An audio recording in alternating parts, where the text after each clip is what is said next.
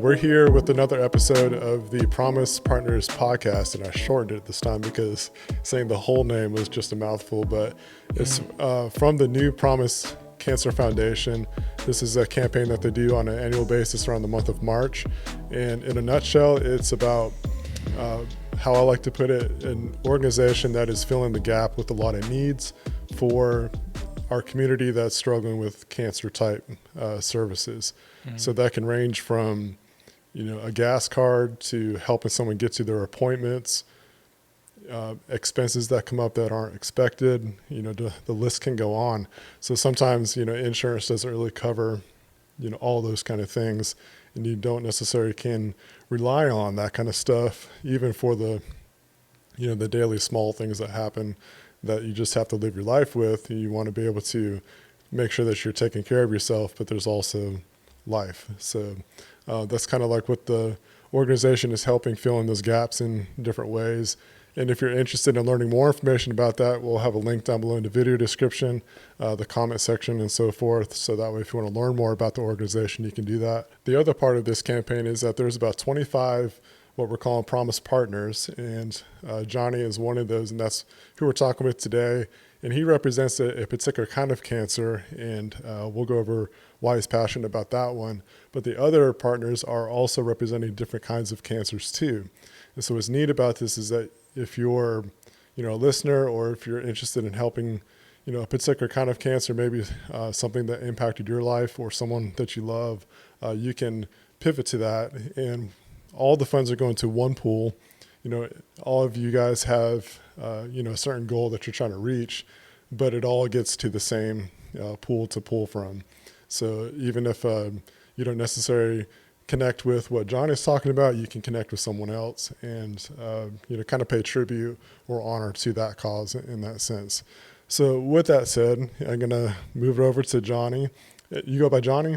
Johnny, yes. So your color is orange, so that's what we got kind of going on in the background. And what cancer does that represent? And if you could just kind of describe the reason why that you're helping promote that one. It's leukemia, short for CML, chronic myeloid leukemia. It's a rare disease, and whenever I found out I had it, I was kind of shocked. My story is the company I worked for. I went to Montgomery one day, came back, and I don't know when it happened, but I couldn't put pressure on my right leg. So I had to have someone from a golf cart from the shop to drive me to the building. And when I walked up to work, I couldn't sit on my leg. I couldn't sit on my leg. And I told my supervisor, I don't know what's going on with me, but I don't think I'm going to be back to work tomorrow. I can't put on pressure on my leg because I was in a lot of pain. And I went home and made an appointment with a doctor. I think it was a couple of days. Went there, and he asked me what was going on. I told him. So he told me just stand up on 2 feet, put your pressure on one leg, then try to use right leg. I couldn't. Wow. Found out I had a cracked disc, my lower back. Okay. So you can do 2 options. You could have surgery, or it will just shrivel up like a raisin. And at that point, I was kind of, okay, what do I do? And he asked me what I'd done for a living. So you can't go back and do that for a living. So I was kind of, what? Yeah, it's kind of hard to hear that. I got back in my vehicle, and I called my sister and told her what's going on. And she gave me a number to call, another doctor. So I had to wait a couple of weeks to have surgery done. So when I went up there to the Houston clinic to have surgery, they kept coming in and getting my blood, and I thought it was kind of weird. And they asked me if I'd been sick. I said no. And said, well, your white count or your blood count is 185,000. And okay, it looks like you've got cancer. Wow. Didn't know what kind of cancer was. So they told me to go back to Dothan, wait a couple weeks, go to another doctor. I went to a doctor in Westgate, and they took my blood and sent me from there to Dr. Mayor's office in Dothan Medical Center. And I remember the first words that come out of his mouth. We come out the door and said, you're going to live, you call it early. And I knew nothing about cancer at all. And he prescribed me a medicine called Gleevec, which I have to take once a day. And he read me about the side effects and all that stuff. Right. And the only kind of side effect I had when I took it, it made me feel nauseated, but nothing ever happened. So I take it every day. Right. And that's kind of where it started off at. And you were saying before it was around 2009? It was 2009 February 2009 when I found out. That's crazy to be going one issue and then to come back telling you more stuff. So that kind of had to hit pretty heavy for a while. Yeah, because I was, active and all that, and I didn't really think about my health or nothing. Right. And so I had to wait a couple of weeks to get my infection down before they could take it out. Oh, wow. Yeah. And they took it out, and if that would not have happened, the cracked disc, I wouldn't be here today. Yeah. So it's kind of obviously you don't want a cracked disc. But No, at the same it was time, on my sciatic nerve, and that's Right. what's causing me real pain, and that hurts. Any kind of history at all, like with your family with this kind of stuff? Or so you're saying this is like your first time experiencing anything cancer related at all? Yeah, no cancer in my family. Most of I think my dad's side was like heart attack. My grandma's side, diabetic. But as far as cancer, no. That's I'm almost the opposite. There's too much that's happened through my family on both sides. So it's one of those. I don't think you ever get used to it though. It's no matter what happens, it's like it's always a surprise, or it's always like why is this happening kind of stuff. You had to take, I guess, so the prescription got you through recovering. It had just came out, I think, in 2007, if I'm not mistaken. It come out, and that's where he prescribed me. Okay. And one of the best cancer doctors in Dothan. And I had to see him every 6 months to have my blood checked, make sure everything's in check and all that. So, like to this point, your checkups every 6 months? Well, right now it's every 7 months. So after that, he wanted to see if it was in my bone marrow. So he scheduled me an appointment to, I think it was at Flowers Hospital. I knew some of my family members there. Yeah. So I'd be there at 8:30, and he didn't come in until 12:30. So it was like the waiting game. Right. So I remember the nurse coming in there and asked me, she told me what's going on, and asked me if I need anything. I said, well, they going to sedate me because I'm not sure what he's going to do. Right. So she gave me something to relax. And the only thing I remember is me being on my left hand side and have somebody punched me in the lower back, and that's where he drew the blood from. Right. And so it popped up like a golf ball, and found out it was in my bone marrow. Oh, wow. Yeah. So, like, through this whole experience, did you have anybody there with you, helping you through the walk or at journey? the time, it was just my older sister, my mother, and my aunt, and of course my family supported me. Right. And so I was kind of reading more about it, because at the time I would not even eat lettuce, a salad, or nothing. I hated it because it was plain. So I read that lettuce would help fight cancer. Started eating a lot of salad. Okay. And drinking a lot of water. So with the Gleevec, I had to drink a lot of water. So I'd have to go every 7 to 8 months to get checked.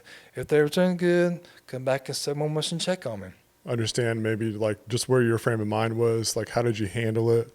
Was there, a hard time, or was it like you just kind of worked your way through it? Just kind of working my way through it. I knew cancer was bad. Right. And I keep relying back. If it hadn't been for that day, I wouldn't be here. I don't know how long I would have to live and all. I just knew I called it early because I think that's the first, second, third stages. Yeah. And he said you call it early, or first stage, which was low. Yeah. And Gleevec is a chemo pill. I see what radiation does to people. I see what people go through chemo. It's pretty bad. Right. And I'm thankful I only had to take a pill. Right. And once a day. And like I said, I would feel it get in my blood, and I'd feel, sometimes it wouldn't do it all the time, but sometimes I would thought I had a hurl, but then it would pass. Right.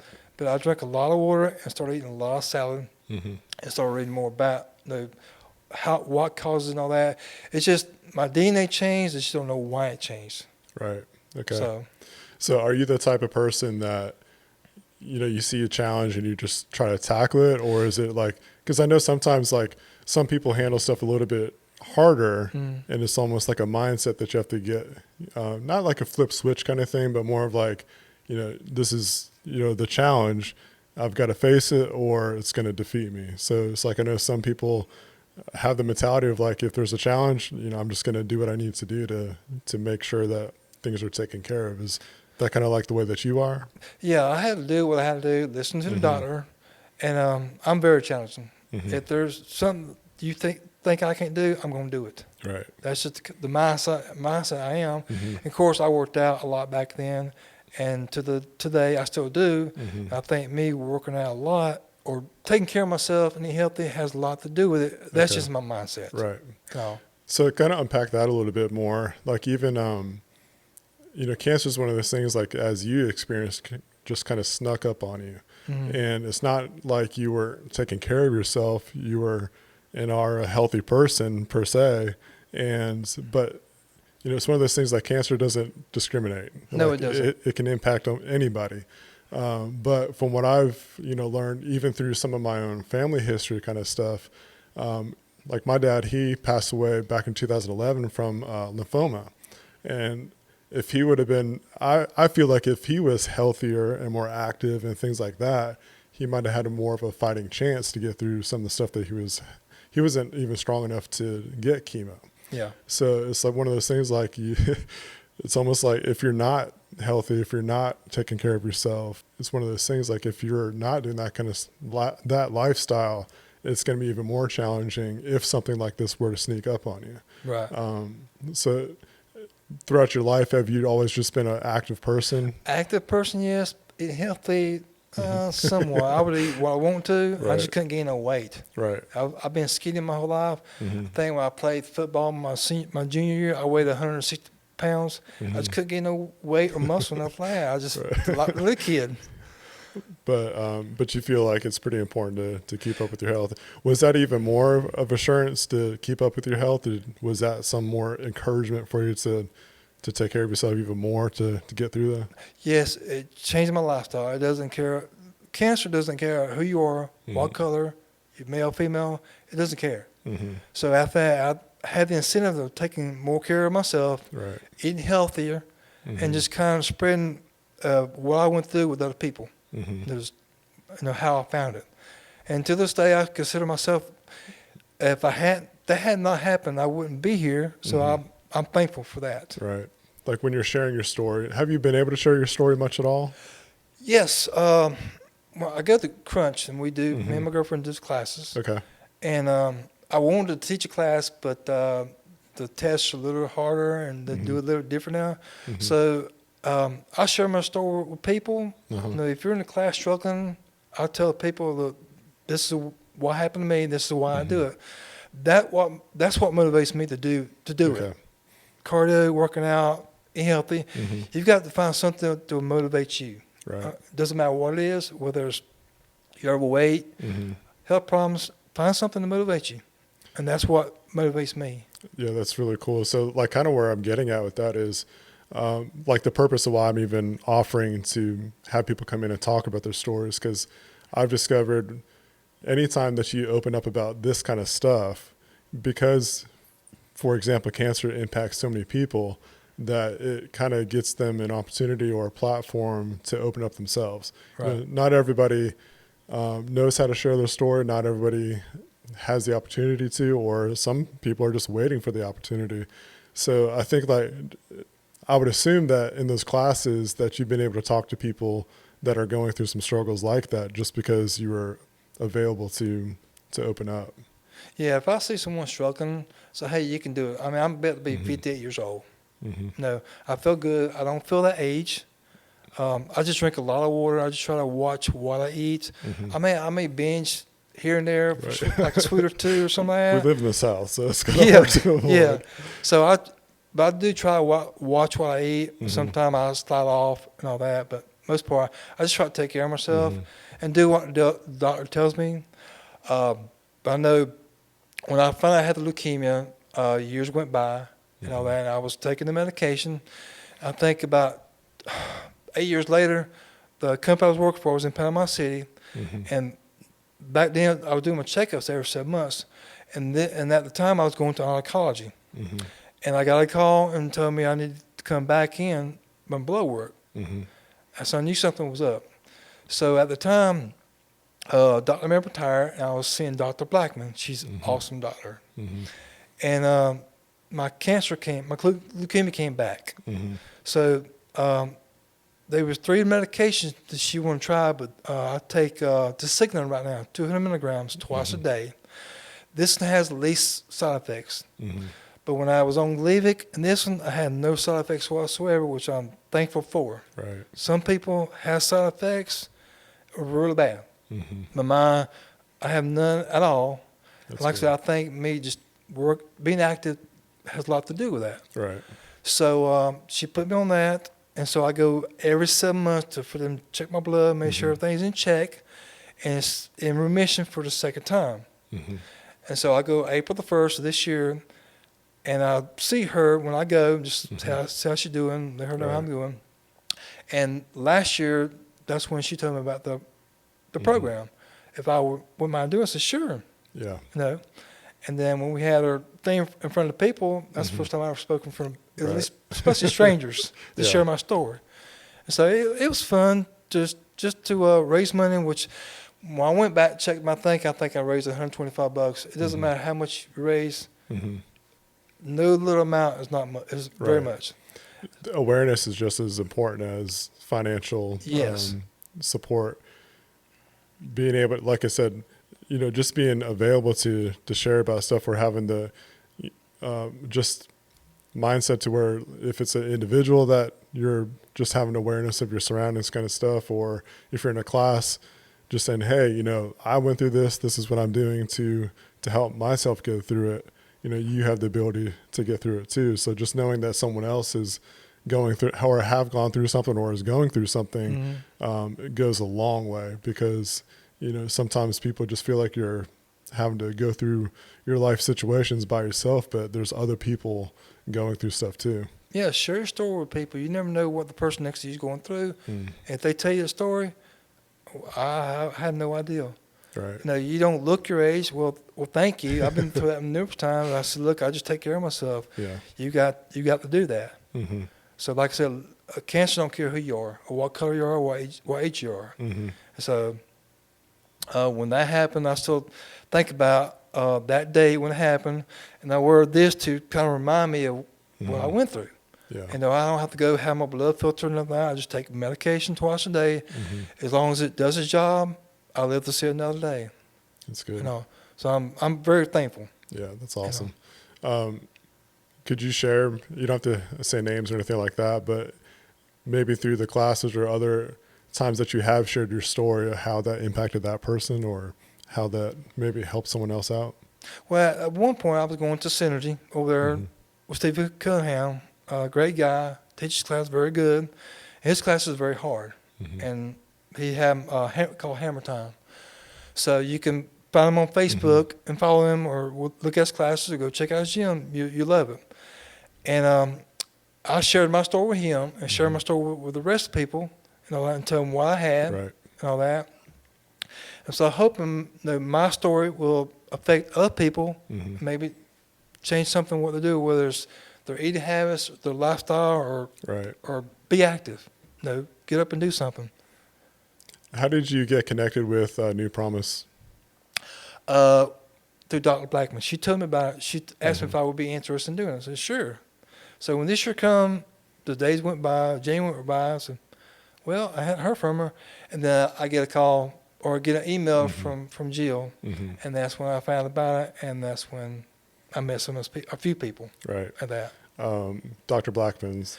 Yeah, she's great. awesome, very awesome. If you ever need a pick-me-up, she's definitely someone to be around. Yes, she is. The little bit that I've been around her, she's been awesome to just shoot the breeze with, or, you know, some different projects that we've been part of. She's a very, very nice person. Yeah, she's got a loud laugh, no offense.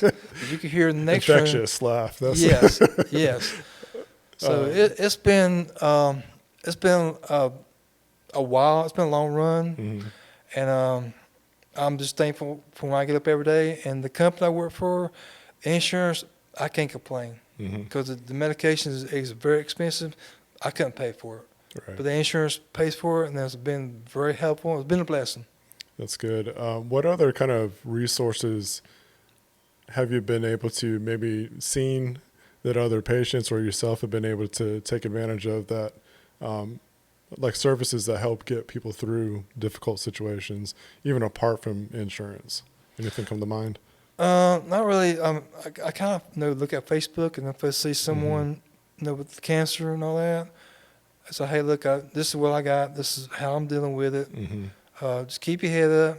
Yeah. Just follow the doctor's orders and do what you have to do to beat it, and don't let it beat you. Right.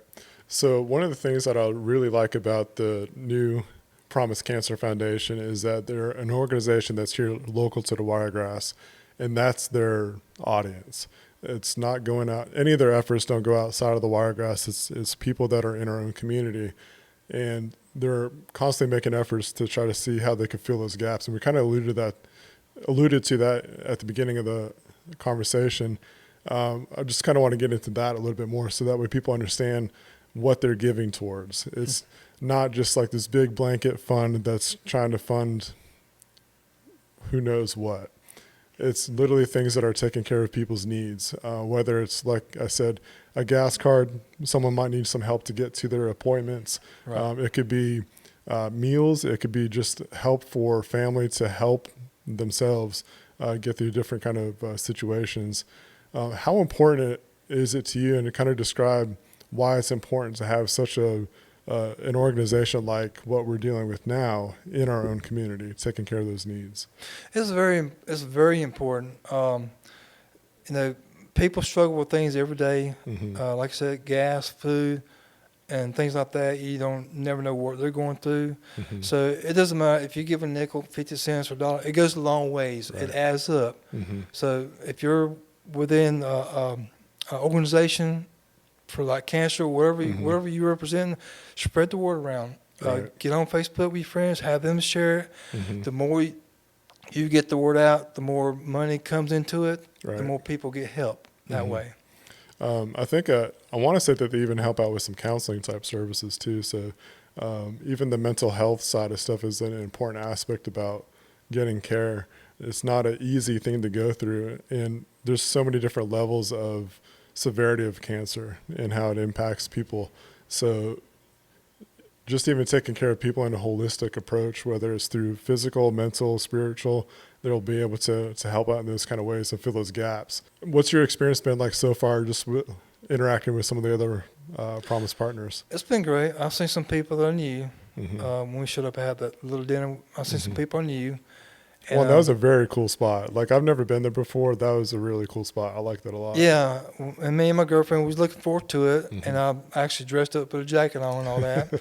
And so I spoke to a few people and all that about, like I said, I shared my story and all that, which is real quick. Right. I didn't go through all the details. And I talked to a few people about what they went through and stuff like that, and just kind of give them confidence and keep your head up, Right. and just keep doing what you're doing. If you ever need anything, reach out to me, and I'll help you any way I can, or direct you any way I can as possible. Right.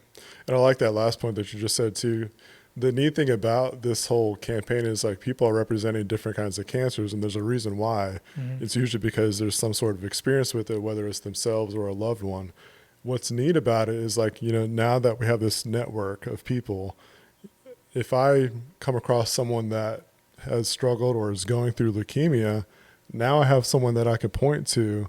You need to talk to Johnny, because Right. like, he has gone through a lot of these different steps. He's been through this process more than once because it came back at one point. So being able to connect people to that, to know that, there's someone else out there that either has gone through it or is going through whatever the struggle might be. So that's one of the neat things I discovered with going through this whole campaign kind of stuff, is being able to expand your network in a sense. I might not be able to help you directly, but I might more than likely will have someone that can. And that's one of the cool things about this program and campaign too. Like, it goes way beyond just the financial side of stuff, like the relationships, friendships, the connections that you make with this kind of thing. It goes a lot further. Yeah, you meet new people, you listen to stories, and how thankful you could be. Is that you caught it when you did and all that. Right. And some people have it worse than I do, and I hate that. And then my thoughts and prayers go out to them. Right. Yeah, if there's anything you ever want to know about leukemia or what I went through, or want to know anything about my story, be happy to reach out to me on Facebook if you like. I'd be happy to help you any way I can. That's good. And one thing about the medications, as a doctor will look over them, she'll pick the best medication that suits you. And I did not ask her about the side effects of the other ones. She just thought this one would suit me. And so I try to take it, because I have to be at work at 4 o'clock in the morning. I get up at 3. I take it with my coffee and just scrolling through Facebook, just catch up on things. And so I pretty much stay on schedule during the week. In the weekends, I try to, because when I take it, I have to wait an hour before I eat. If I eat something, I have to wait 2 hours before I can take it. So that's the downside about it. So on weekends, I do try to stay on schedule the best I can. But like I said, it's blessing that day happened, that I caught it. Because if that hadn't happened, I just don't know if I would be here or not, or if I'd be struggling or anything like that. I don't know. But that's the crazy thing to me is, like, you said you didn't feel any different or anything. No, I wasn't sick. Cause when I was when I went to Houston Clinic to have my disc removed, they asked me if I've been sick. I said no, because they come in 3 times to take my blood. I said, it's kind of weird. Right. They asked me if I've been sick. I said no. I said, looks like you have cancer, and I just. Okay. It's like, do you have the wrong person kind of thing? yeah, cancer. Yeah. And so when they sent me to Dr. Mary, the last doctor, you call it early, I was thankful for that. But like I said, I go to church every now and then. I'm not a big church person, but I go when I want to. So I'm here for a reason. I do believe that. And the only thing I can think of is if I'm in the class with someone and someone's struggling, motivate them. Yeah. You can do it. It's going to be hard. I've been doing this for a long time. And even times I get tired and I struggle, and I want somebody to motivate me. Yeah. So it's going to be hard to start off with, but you'll get through it, and you can live have a better life and all that. Whether you're trying to lose weight or get fit, whatever. It takes time. You got to go through the process, trust the process, and get there. It don't happen overnight. It takes time. But once you get there, you're gonna be thankful. You're gonna come back to that person who motivates you. So thank you for doing what you did. Yeah, it's one of those things, like sometimes an encouraging word or that little nudge or a push just gives that person just that little bit extra to get in a better direction. That's all it takes, because you don't know what the person's going through next to you or nothing like that. And I love bringing up that point too, because we all get into our ruts and our daily grind. You go to a restaurant, for example, and you might get some bad customer service, but you don't know what that person's going through. Exactly. They could have found out news about something and they can't talk about it. Exactly. So you just never know what someone's going through. And then you brought up there's a passion project that I've got going on that I'm in the works of doing, and part of the wording that you said, you're still here for a reason. And so, like, I got this project that I'm working on. It's called "And I'm Still Here," and it comes from that kind of heart. It's like, some people, they're surviving different circumstances, but you're still here, and there's a purpose for that. And so, while I'm still here, I got to make the best of what is in front of me. Exactly. It's, I'm still here. Like I said, I was just seeing stuff that like radiation chemo does to people. Right. Look, big or small, they struggle. And I'm thankful that I didn't have to go through that and all that. I'm a strong guy, tough guy. I consider myself a tough guy. But it don't matter how big you are, how small you are, cancer don't care. Yeah. And you have to do your best and deal with the cards you have. What's a piece of motivation that you could give someone that might have just found out about cancer? The best motivation I can give you is do what the doctor tells you.